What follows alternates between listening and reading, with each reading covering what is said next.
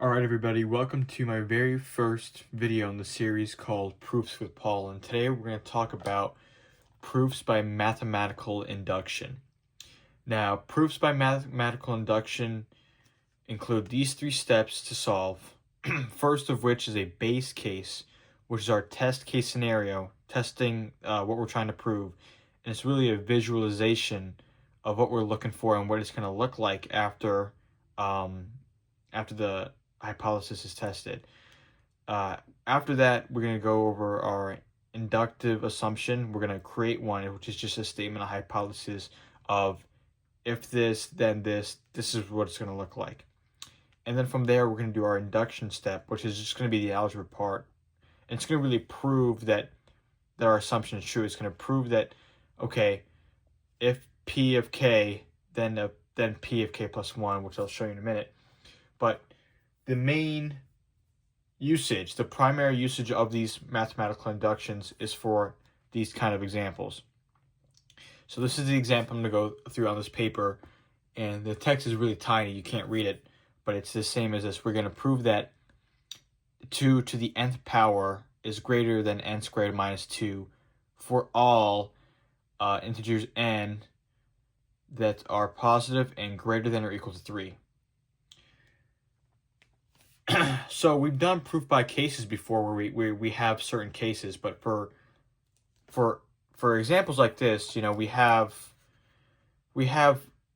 really an unlimited amount of cases that you could choose from. So what we're trying to do is, and we can't do all of them through and through. So what we're really trying to do then is prove P of our base case, where P is just an arbitrary name for the function that we're trying to prove. Then we're gonna prove that for each integer k, which is just an arbitrary integer, P of k is true, and then we're gonna try to prove that P of k plus 1 is true. So to go about this, what we're gonna do is we're gonna do our base case, which is going to be P of 3. You know, our lowest is 3. Usually your base case, you want to just do the simplest one. So P of 3, our lowest value. And then our inductive step is going to start with, our inductive assumption is going to be, okay, well, for every integer k, just an arbitrary, you know, variable, we're going to say, okay, well, if P of k, then P of k plus 1. And then that's gonna be our proof. We're gonna assume this, and we're gonna prove this.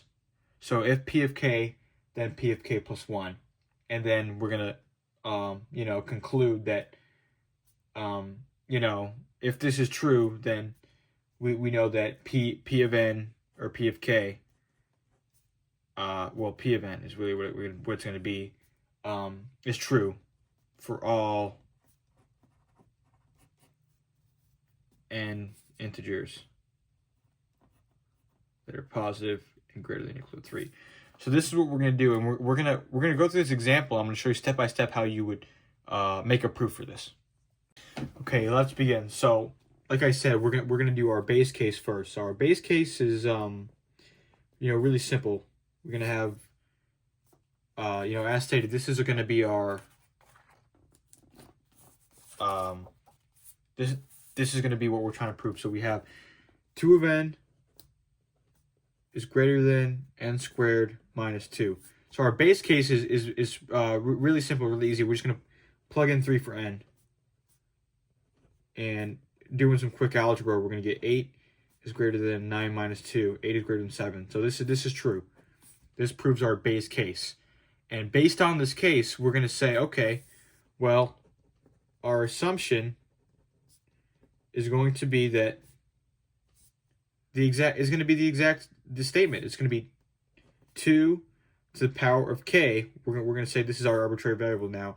It's going to be greater than k squared minus 2. Let's mess that up a little bit there. But this is what we call our inductive assumption, or hypothesis. However, whatever you want to call it. And this is what's going to be our proof is going to be really based on this. So when we do our inductive step, we're gonna try to relate it back to this. Everything's gonna come back to this, and it's gonna help us solve for, okay, well, what about k plus 1? How do we know that, no, this is gonna hold true for not just 3, not just 4, not just whatever we do by case, for every single integer? That's what this is gonna be used for. It really focuses on the idea that for a condition, for any integer, if p of k is true, then p of k plus 1. So now we just go to the inductive step. So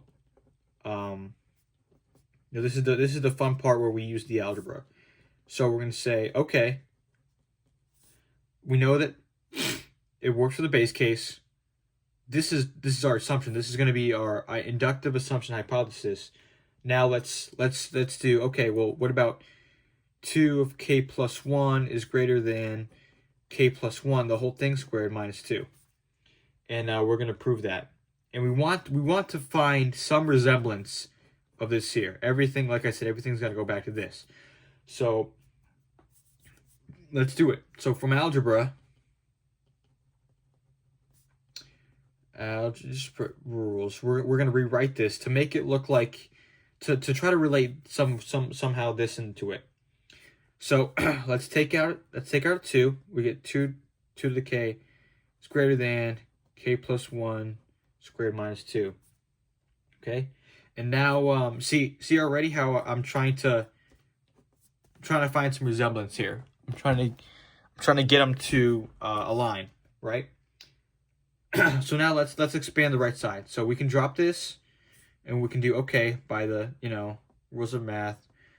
Plus 2k plus 1 minus 2, and I'm gonna leave this. I'm not gonna be quick to put this as -1. I'll show you why in a second. So that it's really so that when I rewrite it again, I can match this. K squared minus 2 plus 2k plus 1. This is the addition property that where you can combine them either way. It's gonna be the same thing.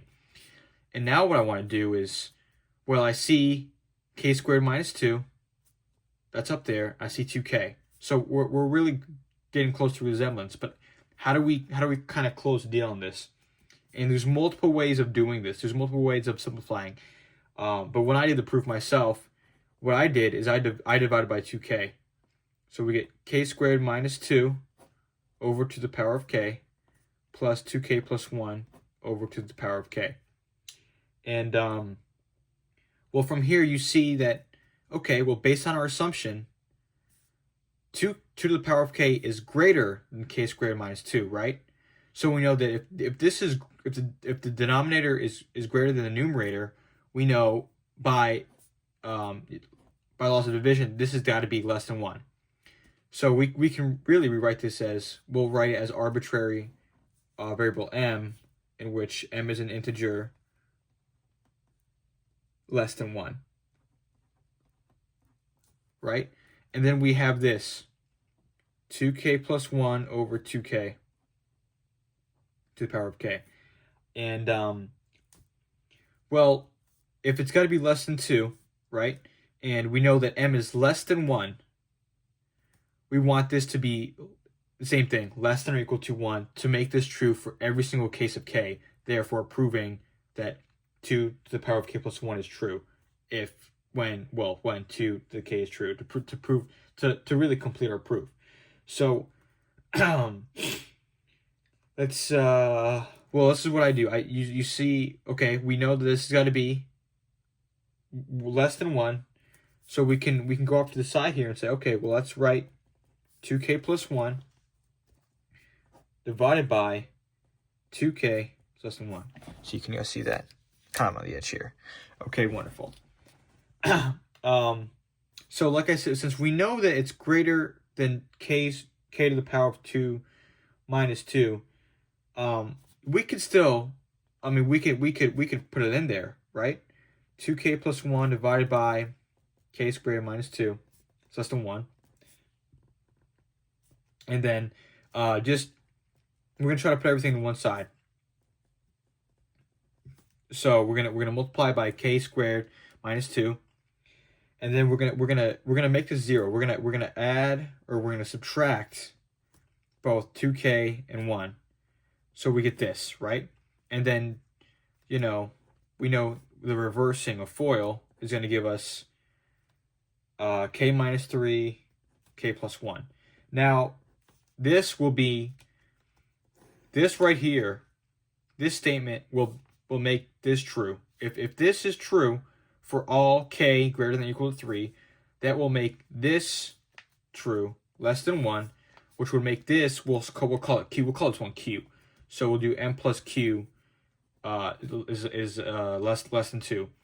You makes this statement true, proving our 2 to the k plus 1. So this is true for all. Funny enough, this will be true for all k is not greater than less than 3, but k is greater than 3, right?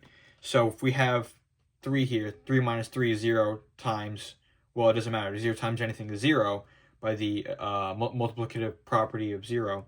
And that's going to be not, 0 is not greater than 0. It's equal to.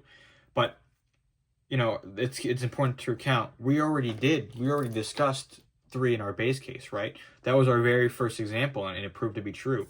So now for any other variable, 4, 5, 6, whatever it on, just thinking of it, conceptually, logically, this is going to hold true, and which means that this is going to be less than 1, this is going to be less than 1, add them together, less than 2, making this true, making our whole, our hypothesis, proving our hypothesis true, right? So now, well, what do we do from here? We really can wrap this up, right? So now we know that this is going to be true. We could so we say, therefore, since 2 is greater than n plus q for all values k an integer, a positive integer greater than or equal to 3, and you could always, there's no hurt in getting rid of m and q to show really in terms of k squared minus 2 over 2 to the power of k plus 2k plus 1 over 2 to the power of k. It's probably hard to see from there, but all I just did was implement this from here. So, in terms of k, since 2 is greater than n plus q in terms of k, we know that this is true. So to wrap this up, we can say, hence, we see that if p of k is true,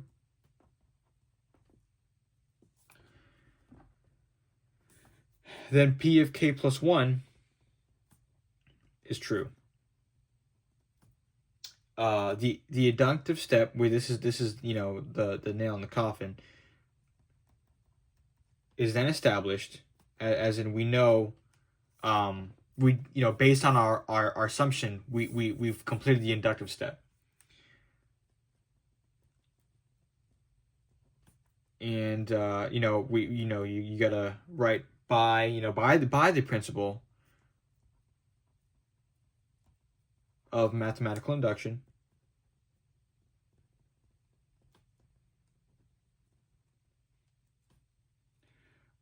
we have proved